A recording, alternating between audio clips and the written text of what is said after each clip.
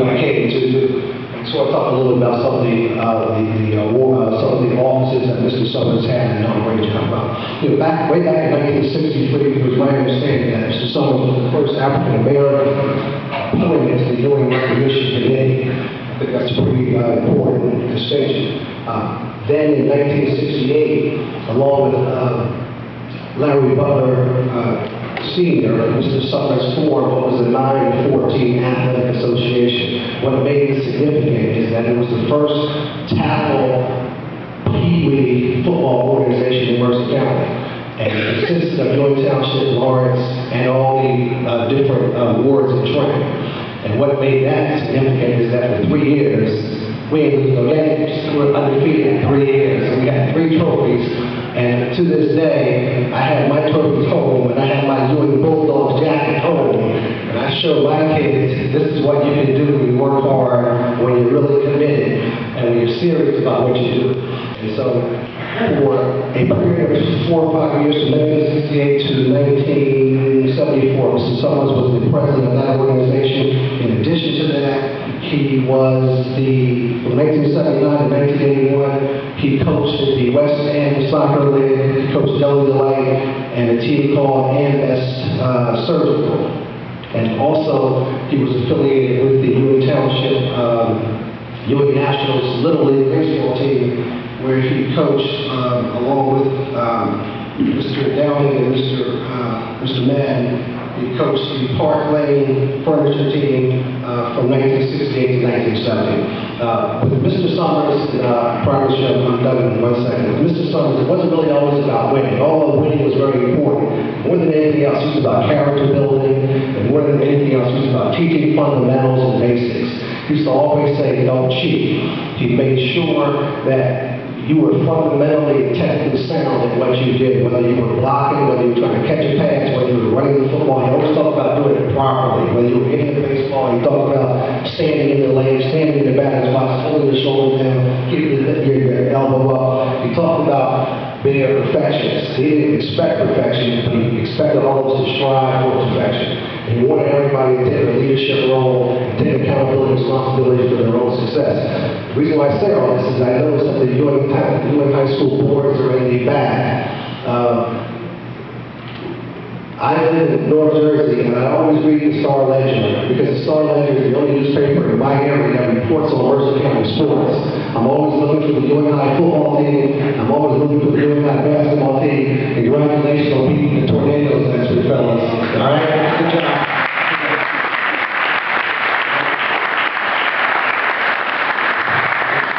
Last but not least, you gentlemen who are on the basketball team, all you younger people, keep one thing in mind. One of the things that Mr. Sumners talked about, a lot of these people here who are being inducted today, and the gentlemen and ladies who were inducted in years past, and it's always important to give back. I remember Howard Higgins talked about that. Howard and I graduated from school together, and you and I back in 1977. It gives my heart, a lot of good to see what you've done. And it is always about giving back. Your success, Mr. Sumners used to always talk about, your success doesn't mean anything if you can't help a kid hit a ball, you can't help a kid tackle, you can't help a kid block, you can't help a kid make a basket. Your success means nothing.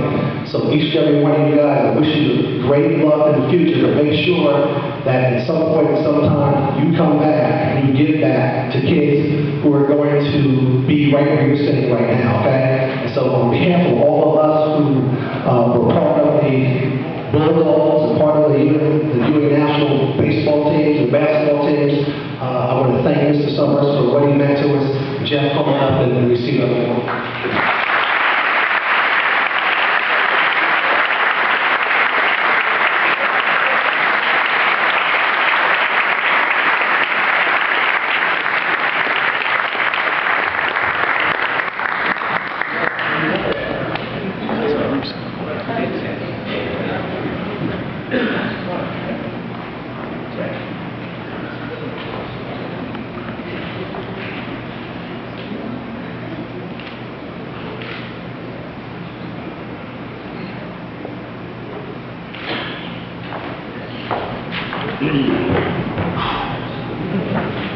Good afternoon, family, friends, honored guests.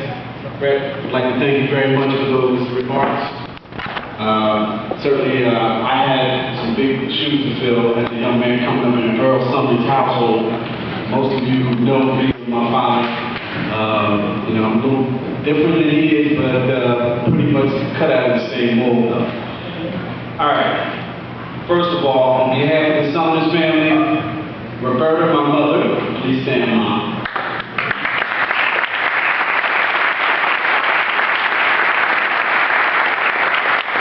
My sister Linda came up from D.C.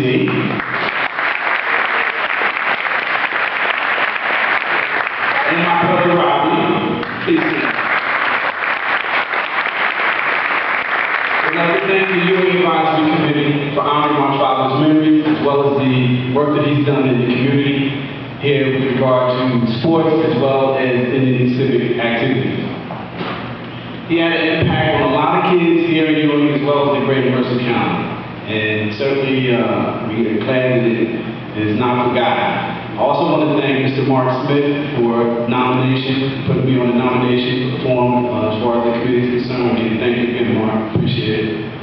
All right. I would like to thank our family and our dear friends, all right, for coming out. Your presence is very important to us today. All right. My father received love and admiration from all of you throughout his life. And this is a testament. Well, I have taken up maybe 4+ tables, I think. We didn't expect this, you know, this is the love that they appreciate and show towards him. Also want to thank his former players. Anybody who came up in the mid-70s came through my father's system. All right, so we were very fortunate during that time. One thing I want to say, and I'll be brief, is about some of the characteristics he possessed. Specifically as it related to him being able to read people and make assessments of people right on the spot. He had a certain it about him, identification, getting the best out of individuals. People would walk into his room or walk into his office, he would not judge you, but he would have a good idea what this person is about, his characteristics, and what they meant. If an athlete walked in his office or anywhere, he could pretty much narrow down to 1 sport, 2 sports, with this young man or young lady played. I mean, he had an uncanny ability to do things like that, on whether it was recreation on a primary school level or secondary level. Even in college, he was able to do that to collegiate athletes. Second, he was always able to give people second chances. Always gave people second chances. If a young man or young lady said they want to play shortstop or quarterback, knowing well they did not have the physical acumen or the athletic ability to do so, he would give them a shot anyway. I have a young man who was 1 grade behind me. I think his name is Jerry Davis, tried out for quarterback on his team. It took him a couple times to get the spot, but eventually he was able to start from Mr. K.